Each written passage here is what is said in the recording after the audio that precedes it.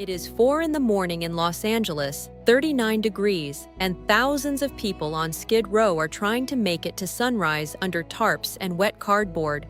But 2 miles away, inside a cluster of white fiberglass domes, a 62-year-old former Marine is asleep in a real bed, behind a door that locks, in a home that cost less than most used cars.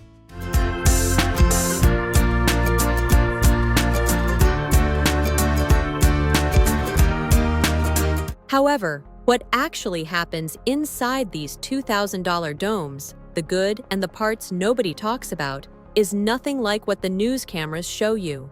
To understand these strange little igloos, you have to go back to a parking lot in downtown Los Angeles in the fall of 1993. A homeless activist named Ted Hayes had spent years living on the streets himself, by choice, sleeping beside the people he was fighting for, because he believed you could not speak for the homeless from a comfortable house in the suburbs. Well, I'm an activist for the last 33 years here in Los Angeles for the homeless situation. I've seen all the sides, and I've been watching what's going on here in Venice as well as in other communities. Hayes had watched shelter after shelter fail the same way. Big warehouse rooms, rows of cots, no privacy, no dignity, and rules that treated grown adults like inmates. People would rather sleep in a doorway than surrender the last piece of themselves at a shelter door. So Hayes asked a question almost nobody in city government was asking. What if the help itself was the thing people could not bear? The answer came from an unlikely place, the world of Buckminster Fuller, the famous inventor of the geodesic dome. A dome builder named Craig Chamberlain, who had studied under Fuller, had designed a small fiberglass dome that could be bolted together by hand in a single day on a flat parking lot with no foundation, no crane, and no construction crew.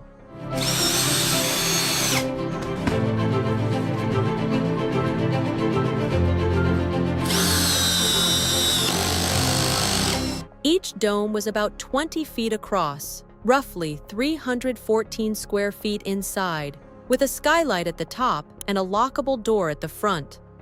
Hayes secured corporate donations, including a major grant from the oil company Arco, leased a gravel lot beside the Harbor Freeway, and put up 20 of these white domes. He called it Dome Village. Reporters called it the Golf Ball City. The residents called it something much simpler: home. So, what was it actually like to wake up inside one of these things? Residents described mornings that started with soft gray light pouring down through the skylight overhead, because a dome has no dark corners for shadows to hide in. When it rained, the drops drummed on the fiberglass shell like fingers on a tabletop, a sound many residents said became the best sleep of their lives after years of listening for footsteps on the sidewalk. The curved walls held heat surprisingly well on cold nights, and the round shape shrugged off wind that would rattle a normal shed. For someone coming off the pavement, the first night inside was often overwhelming. One longtime resident said he spent his first week sleeping on the floor next to the bed because after so many years on concrete, a mattress felt like it might swallow him. But the domes came with quirks that nobody warned you about. There are no corners in a dome, which sounds charming until you try to put a dresser, a bookshelf, or a bed frame against a wall that curves away from you. Furniture floats awkwardly in the middle of the room. Posters and family photos will not sit flat. On summer afternoons, the fiberglass shell could turn the inside into an oven, and residents learned to prop the door open and pray for a breeze. On cold mornings, the breath of a sleeping person condensed on the curved ceiling, and if you did not crack the vent, tiny drops of water rained down on your blankets by dawn. The walls were thin enough that you learned your neighbor's cough, his radio station, and his nightmares. Privacy of the eyes, residents said, but not privacy of the ears. And there was one more thing the news cameras rarely mentioned. The domes had no private bathrooms and no private kitchens. When a 65-year-old woman needed the toilet at 2 in the morning, she put on her coat and walked across the compound to a shared bathroom dome, in the dark, in the rain, just like at a campground. Cooking happened in a communal kitchen dome, on a schedule, with your name on a chore chart beside everyone else's. For some people, that shared life was the best part, the thing that pulled them out of years of isolation. For others, it was the hardest part of all, harder than the street in a way, because the street never asked you to attend a house meeting. A full day inside the village had a rhythm that surprised newcomers. Mornings began around 7 when the kitchen dome opened and coffee brewed for anyone who wanted it. Residents with jobs caught the bus at the corner. Residents without them worked the village itself, sweeping the gravel paths, repairing dome panels, tending the vegetable beds, or manning the front gate, because every visitor was greeted by a resident, not a guard. Afternoons were quiet, the hours when the domes baked and people napped or read. Evenings brought the smell of communal cooking, dominoes on a folding table, and the weekly council meeting where everything from chore disputes to new applicants was argued out loud and settled by vote. Lights out was not enforced by anyone, but by 10 most domes had gone dark.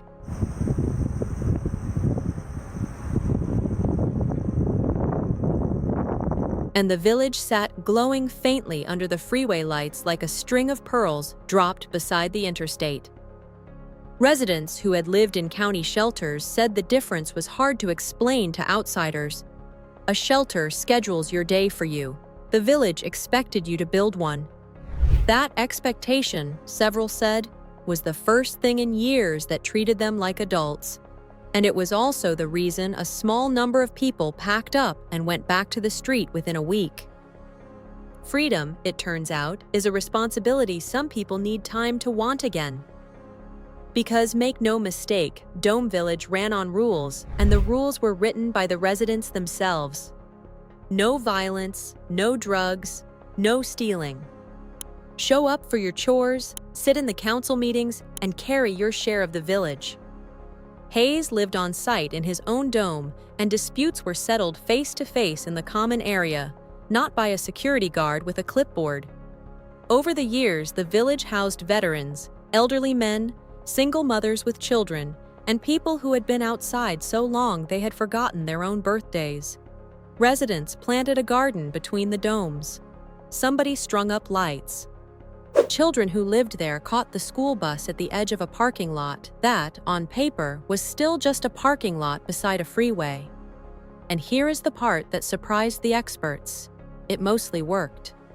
Over 13 years, hundreds of people passed through those 20 domes, and many of them moved on to permanent apartments, jobs, and reunions with families who had given up looking for them. The village was never meant to be forever housing. It was meant to be a decompression chamber, a place where a human being could stop surviving hour to hour and start thinking about next month. Caseworkers noticed something simple but profound. When a man has a locked door, a mailing address, and 8 hours of real sleep, he shows up different to a job interview. He shows up different to a doctor. He shows up different to his own children. Therefore, the obvious question is, if it worked, why did it disappear? The answer was not crime, and it was not failure. It was rent. Dome Village never owned the land under its domes. It leased that gravel lot, and in 2006, the landowner reportedly raised the monthly rent from around $2,500 to more than $18,000. No charity running on donations could survive a jump like that. The domes were unbolted, sold off, and scattered. Some went to artists, some went to other charities. The residents were placed in apartments and programs across the city, and the golf ball city beside the freeway vanished as quickly as it had appeared.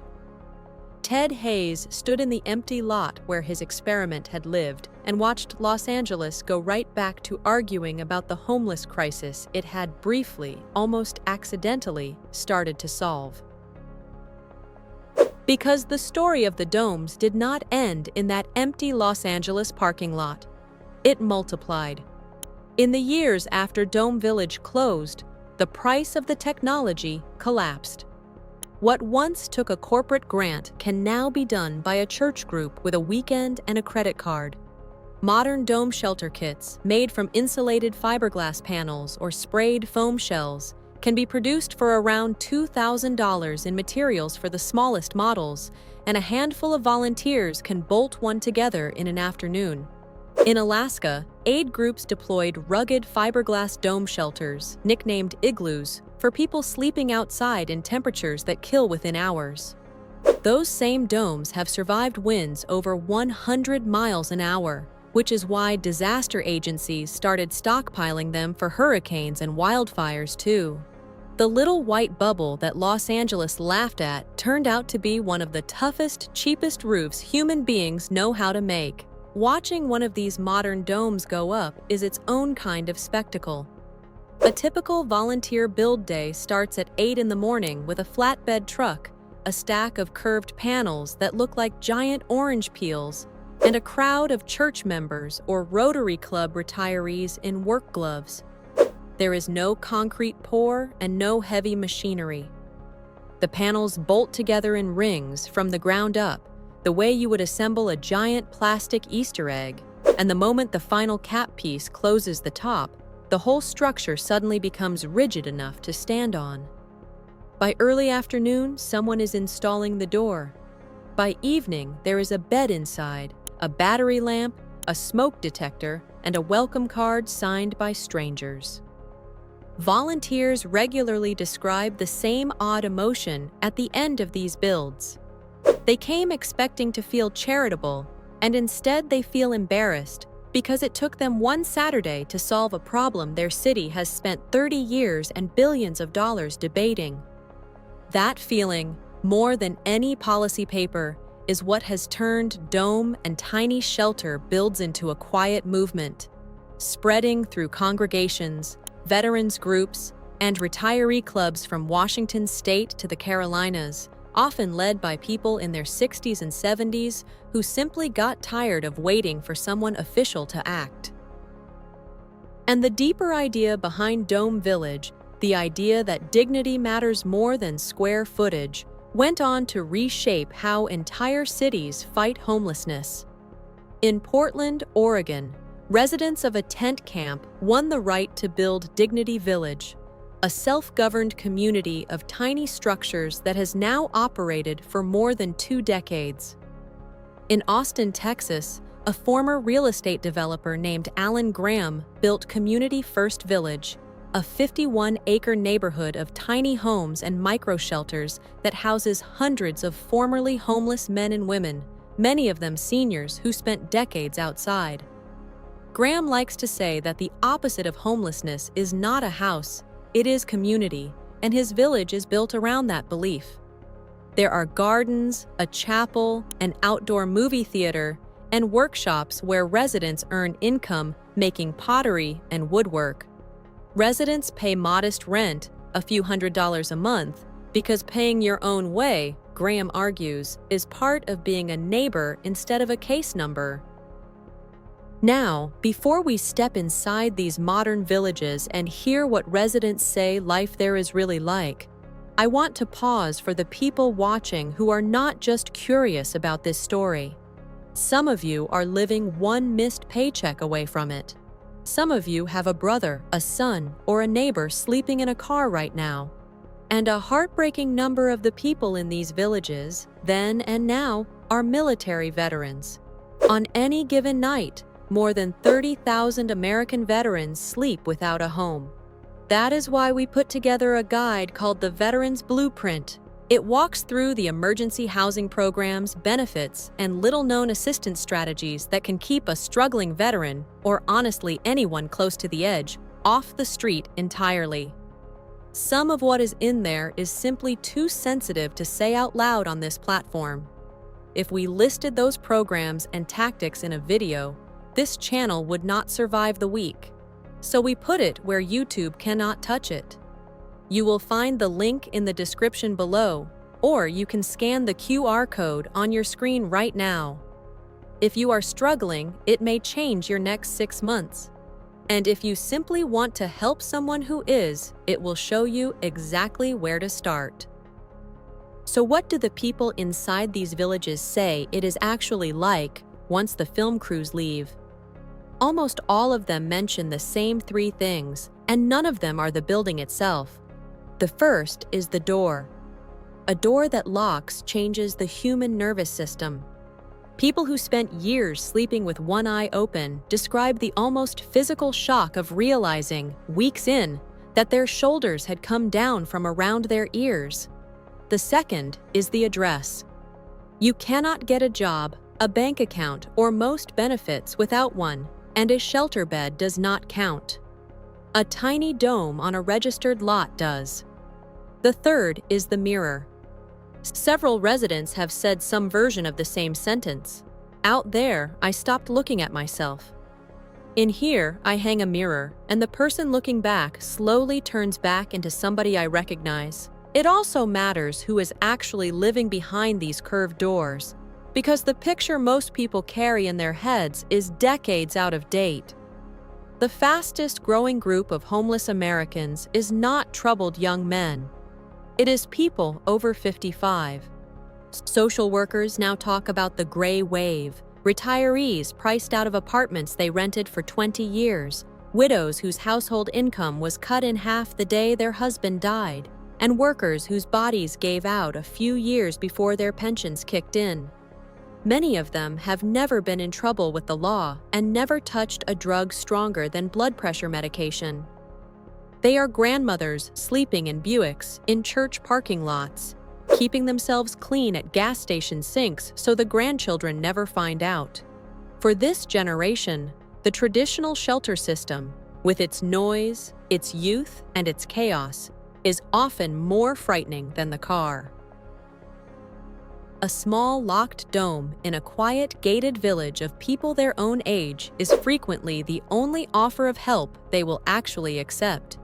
Village operators say these older residents also change the communities they join because they arrive with something the villages desperately need: patience, housekeeping standards, and 50 years of knowing how to live next to other human beings without calling the police about it.